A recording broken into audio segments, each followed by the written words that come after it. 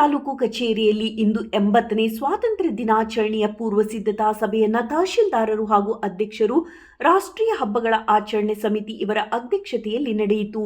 ಮಾನ್ಯ ಶಾಸಕರು ಕೊಟ್ಟೂರು ಮತ್ತು ಹಗರಿ ಬೊಮ್ಮನಹಳ್ಳಿ ಎರಡೂ ಕಡೆ ಧ್ವಜಾರೋಹಣ ಕಾರ್ಯಕ್ರಮದಲ್ಲಿ ಭಾಗವಹಿಸುವ ಹಿನ್ನೆಲೆಯಲ್ಲಿ ಕೊಟ್ಟೂರಿನಲ್ಲಿ ಬೆಳಗ್ಗೆ 7:45ಕ್ಕೆ ಧ್ವಜಾರೋಹಣ ಮಾಡಲಾಗುವುದು. ಎಲ್ಲ ಕೊಟ್ಟೂರು ಪಟ್ಟಣದ ಎಲ್ಲ ಶಾಲಾ ಕಾಲೇಜುಗಳಲ್ಲಿ ಬೆಳಗ್ಗೆ 7:15ಕ್ಕೆ ಧ್ವಜಾರೋಹಣ ಮುಗಿಸಿಕೊಂಡು ತಾಲೂಕಾ ಕ್ರೀಡಾಂಗಣಕ್ಕೆ ಆಗಮಿಸುವಂತೆ ತಿಳಿಸಿದರು.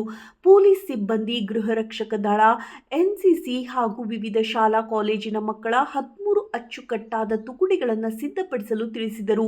80ನೇ ಸ್ವಾತಂತ್ರ್ಯ ದಿನಾಚರಣೆಯನ್ನು ಯಾವುದೇ ಲೋಪವಾಗದಂತೆ ಅಚ್ಚುಕಟ್ಟಾಗಿ ಆಚರಿಸಬೇಕು. ವರದಿ ರವಿ, ವಿಜಯನಗರ ಜಿಲ್ಲೆ, ಕೊಟ್ಟೂರು ತಾಲೂಕು.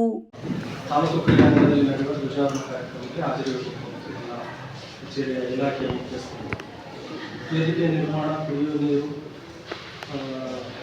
ಮೈಕ್ ವ್ಯವಸ್ಥೆ ಇತರ ಎಲ್ಲ ಕೆಲಸಗಳನ್ನು ಕೊನೆಯ ವರ್ಷ ನಾವು ಪಟ್ಟ ಪಂಚಾಯತಿ ಕೊಟ್ಟೂರವ್ರ ಜೊತೆಗೆ EW ಜಡ್ಪಿ ಅವರಿಗೆ ಮತ್ತು PWD ಅವರಿಗೆ ವಹಿಸಿದ್ವಿ ಜಂಟಿಯಾಗಿ. ಇದರ ಇಲಾಖೆ ಯಾರಾದರೂ ಬಂದಿದ್ದರೆ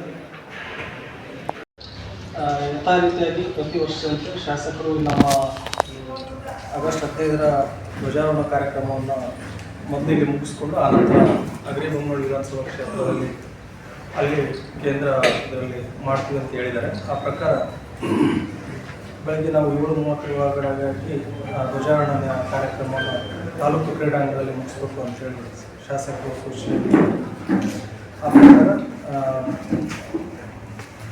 ಆ ಕ್ರೀಡಾಂಗಣ ಏನು ಪ್ರಶ್ನೆ ಪಾಯಿಂಟ್ ಸಂಬಂಧಪಟ್ಟಂಗೆ ಕ್ರೀಡಾಂಗಣದಲ್ಲಿ ಏನು ತಯಾರಿ ಇದೆ ಅದಕ್ಕೆ ಸಂಬಂಧಪಟ್ಟಂಗೆ ಪ್ರತಿ ವರ್ಷದಂತೆ ಈ ವರ್ಷವೂ ಕೂಡ ಮುಖ್ಯಾಧಿಕಾರಿಗಳು ಪಟ್ಟ ಪಂಚಾಯತಿಯವರಿಗೆ ವಹಿಸಲಿಕ್ಕೆ ತೀರ್ಮಾನ ಮಾಡಿದ್ವಿ.